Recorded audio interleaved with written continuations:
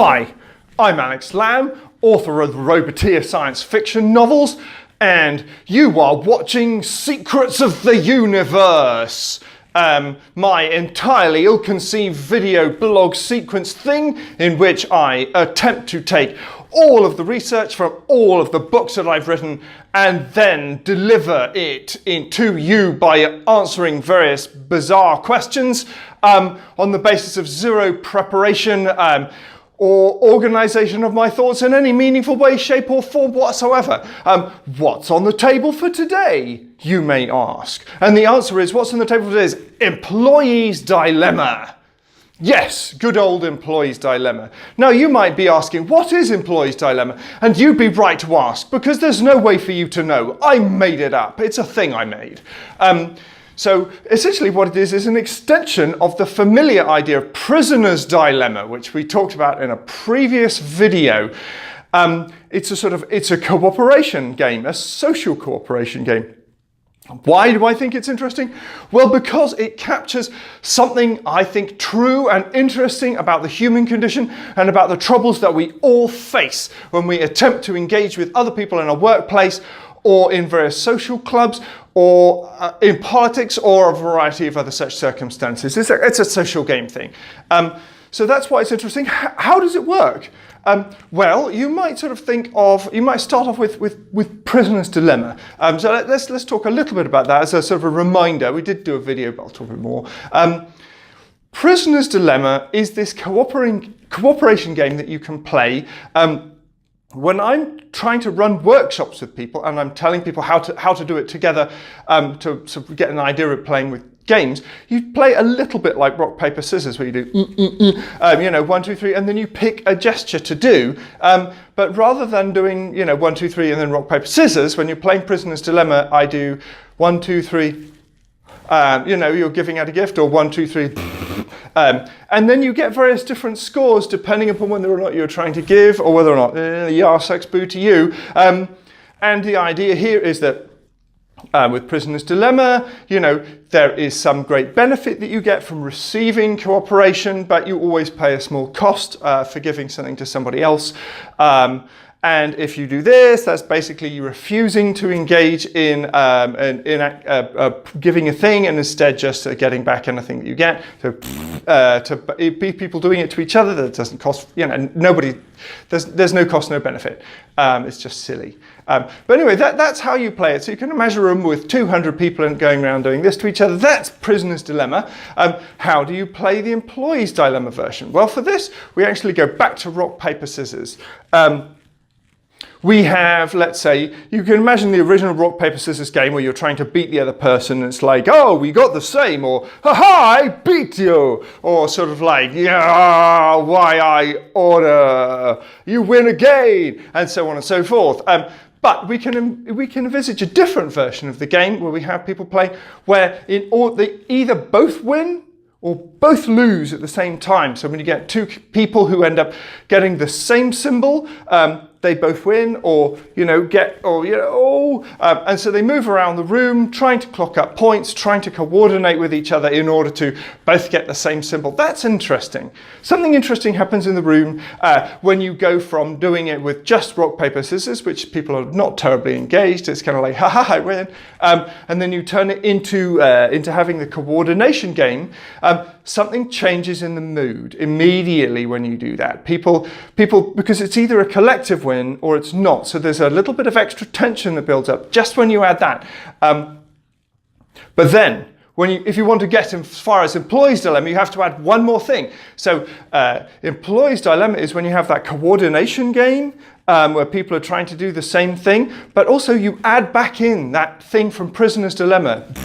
You do this. So then there's 4 different gestures that you can use. You can use rock, paper, or scissors, or you can do this. So in order to win, you either have to match a nice symbol with somebody else, or you have to do this and they have to try to do one of the rock, paper, scissors or things. So it's easier to win by doing this, because if there's 4 different options, chances are people are going to try and do rock, paper, or scissors, and then you do this and you win. But that comes without the act of coordination. So it's really interesting. Give people the choice, keep the scoring system simple, put this in a room full of people, and what happens? Well, broadly speaking, you see just like the tension ratcheted up a little bit for the coordination game, people suddenly started to get engaged.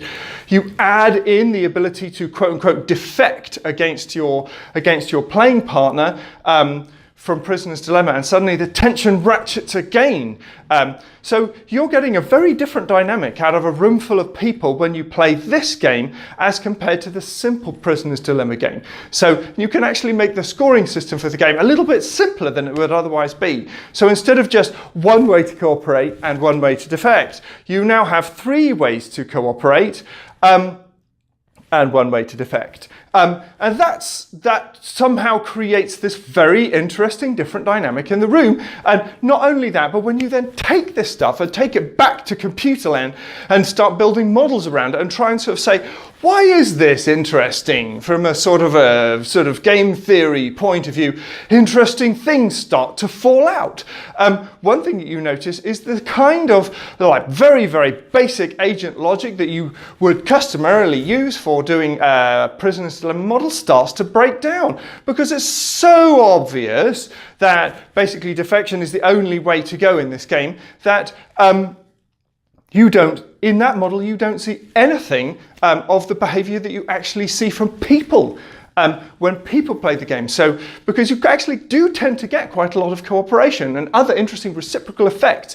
Like, for instance, one thing that happens when people play the game is if, you start to immediately get the generation of strategies. If somebody defects against them, they remember, and then they avoid playing with that person, or they retaliate against them in the subsequent round. The sort of thing that actually sort of doesn't show up that much when you actually just play straight Prisoner's Dilemma with people. So something interesting is going on. You have to make your agents smarter. You have to make your agents a little bit more like people in order to reproduce the kinds of effects that you see when you do it in a social setting. So the kinds of rules that you have to build in are essentially, if you retaliate against me, if you defect against me, rather, I should say, if you defect against me, I remember and I defect against you in a subsequent round when we meet.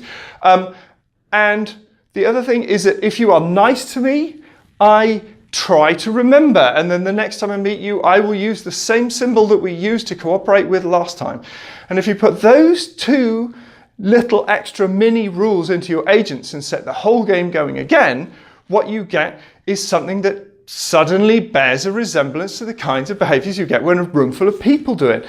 And this is important and interesting because things that have been described in the literature about, for instance, team dynamics in businesses have been in the literature forever. For instance, Tuckman's phases of team development, and so there's this thing that shows up in the literature where you have people when you're people forming a team. Supposedly they start off in this forming, and then they go through this thing called storming, where everybody is getting angry with each other or what have you, and the norming, in which people sort of settle onto a bunch of ideas but about how they're going to interact with each other, but it's still not kind of awesome. And then performing, where people are actually, they figured out who each other is and they know what they're going to do, and now they're doing all sorts of awesome stuff. So those 4 Tuckman phases, which is sort of like it gets busted out in all manner of management courses, but there's not a great deal of kind of like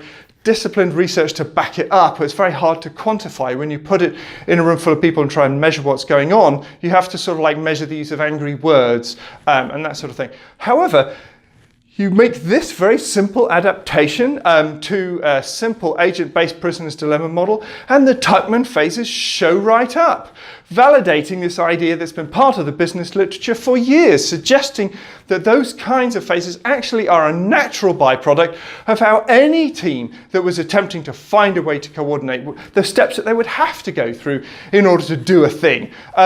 And what's lovely about this is there are all these kinds of interesting fallout results that can come out of the employee's dilemma work. Consequences. What happens when you take your formation of tiny little computery guys and make it a little bit more like a company, for instance, by adding dysfunctional management? We'll find out in a later video, ladies and gentlemen, because I've undoubtedly already babbled too much, but you get the idea. Employee's dilemma Try playing it with friends. Rock, paper, scissors, raspberry. It's fun, I assure you. All right, thank you for listening and watching. See you next time.